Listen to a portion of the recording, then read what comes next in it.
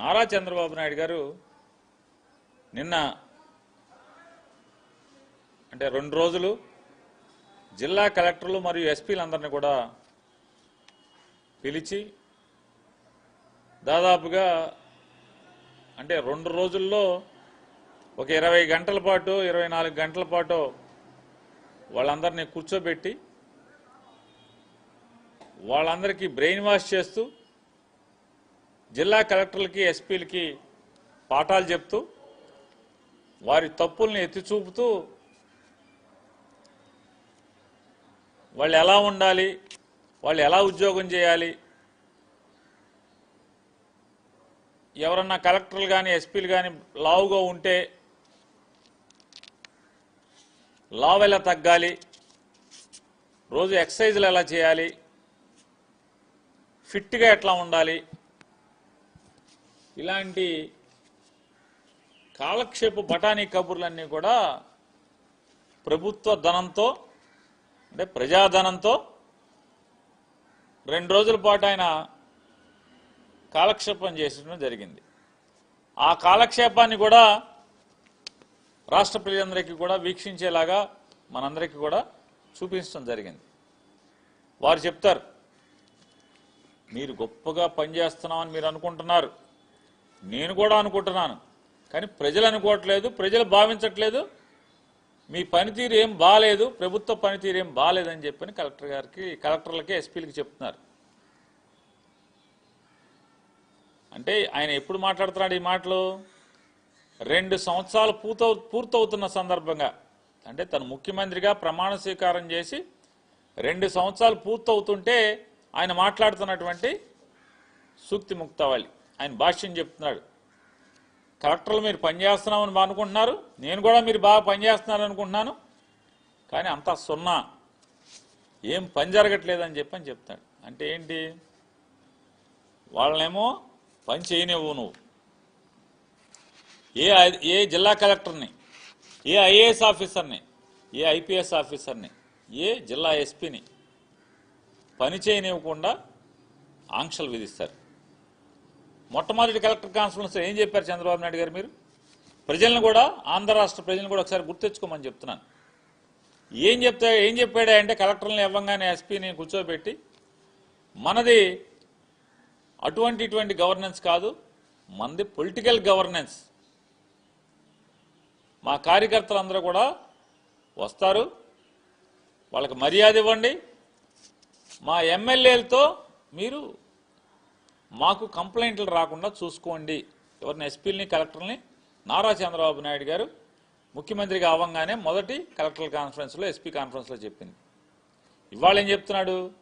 మీరు పని చేయటం చేతకాట్లేదు, మీ పనితీరుని ప్రజలు మెచ్చుకోవట్లేదు అంటున్నాడు. కలెక్టర్ల పనితీరు అంటే, కలెక్టర్లు ఎవరు? ఉద్యోగస్తులు ఎవరు? ప్రభుత్వానికి కేవలం డెలివరీ మెకానిజం మాత్రమే. ఆలోచన చేసేది ప్రభుత్వాన్ని, అంటే కలెక్టర్లకి ఎస్పీలకి దిశానిర్దేశం చేసేది ఎవరు? రాష్ట్ర ముఖ్యమంత్రి, మంత్రి మండలి. అంటే కలెక్టర్లు సరిగ్గా పనిచేయట్లేదంటే దాని అర్థం ఏంటి? ఎస్పీలు సరిగ్గా పనిచేయట్లేదంటే దాని అర్థం ఏంటి? నారా చంద్రబాబు నాయుడు గారు, మీరు మీ మంత్రి మండలి పనితీరు బాగోలేదని కదా తప్పు మీ దగ్గర పెట్టుకుని దోషులను ఎవరిని చేస్తున్నారు? ఐఏఎస్ ఆఫీసర్ని, ఐపీఎస్ ఆఫీసర్ని దోషులను చేసేటువంటి ప్రయత్నం. అంటే ప్రజల దగ్గరేమో మీరు పత్తిత్తా, మీ మంత్రులు పత్తిత్తులా, మీ ఎమ్మెల్యేలు పత్తిత్తులా, పతివత కబుర్లు చెప్తూ ఇవాళ మీరు కలెక్టర్లని ప్రజలకేమో వీళ్ళు పనిచేయట్లేదు, దాని అర్థం ఏంటి? చేతకాని ముఖ్యమంత్రి, చేతకాని ప్రభుత్వం అనే కదా. ఏ చంద్రబాబు నాయుడు గారు? చేతకాని ముఖ్యమంత్రి, చేతకాని ప్రభుత్వం, మంత్రిమండలిని కాదా ఇది? దీని అర్థం కలెక్టర్ల పనితీరు, ఎస్పీల పనితీరు ప్రజలకు నచ్చట్లేదంటే ఏంటి? వాళ్ళది కాదు, మీ పనితీరు అనేది కూడా గుర్తుపెట్టుకోమని చెప్తూ ఆయన ఇంకోటి మాట్లాడుతున్నాడు. ప్రైవేటు భాగస్వామ్యంలో, అంటే డబ్బున్న వాళ్ళందరితో, వ్యాపారస్తులతో ప్రభుత్వ మెడికల్ కాలేజీల్ని వాళ్ళ చేతికి అప్పచెప్పేసి నడపటం అనేది ప్రపంచం అంతా కూడా ఇదే నడుస్తుందంట. ప్రపంచం అంతా నడిచినట్టు ఆంధ్ర రాష్ట్రంలో భారతదేశంలో జరుగుతుందా? ప్రపంచంలో ఏ పాలకుడైనా ఏ గవర్నర్ అంటే అక్కడ ముఖ్యమంత్రి కానీ లేదా ప్రధానమంత్రి కానీ అతని మీద అంటే అతను పాపాలు చేసి దోషిగా సాక్ష్యాధారాలను కూడా ఉండగా జైల్లోకి వెళ్ళి బెయిల్ మీద బయటకు వచ్చి అంటే ఆరోగ్యం బాగాలేదని హెల్త్ కండిషన్స్ బెయిల్ మీద బయటకు వచ్చి మళ్ళీ ముఖ్యమంత్రిగా కేసులన్నీ మూయించుకున్నాడు ఎవడన్నా ఉన్నాడా? ప్రపంచంలో ఇది ఇక్కడ ఒక్క చోటే కదా. ఇటువంటి ముఖ్యమంత్రి భారతదేశంలో మొదటి ముఖ్యమంత్రి కూడా మీరే కదా. మీ మీద ఉన్న కేసుల్ని మీరే ముఖ్యమంత్రిగా ఉండి మీరు ముద్దాయిగా ఉండి మీరు ముఖ్యమంత్రిగా ఉండి మీ కేసులన్నీ కూడా అధికారులను బెదిరించి క్లోజ్ చేసుకున్నటువంటి ముఖ్యమంత్రి ఎవడున్నారంటే భారతదేశంలో ఇంతవరకు చరిత్రలో స్వాతంత్రం వచ్చిన 70-80 ఏళ్లలో 8 దశాబ్దాలలో మీరే కదా. ఇంకోటి ఎవడన్నా ఉన్నాడా ముఖ్యమంత్రి? ఇంకా ఆయన చెప్తాడు జగన్మోహన్ రెడ్డి ఇష్టం వచ్చినట్టు మాట్లాడుతున్నాడు. పీపీపీ విధానంలో ప్రభుత్వ ఆసుపత్రులు ఏది వాళ్ళు ఉన్నటువంటి గవర్నమెంట్ హాస్పిటల్ కానీ చాలా చోట్ల 90-100%, కొన్ని చోట్ల 50-60%, కొన్ని చోట్ల 40%, 40-50% పూర్తయినటువంటి అంటే 50-60 ఎకరాల్లో మినిమం 50 నుంచి మ్యాక్సిమం 70-75 ఎకరాల్లో నిర్మాణం అయినటువంటి ఈ కాలేజీ ఈ మెడికల్ కాలేజీలన్నీ కూడా ప్రైవేట్కి ఇస్తే అంట ఏమవుతుంది? వాళ్ళు నిర్వహించి మళ్ళీ మనకిస్తారంట. ఎప్పుడు దాకా నిర్వహిస్తారు? నారా చంద్రబాబు నాయుడు గారు మీరిచ్చేది 66 ఏళ్లకి.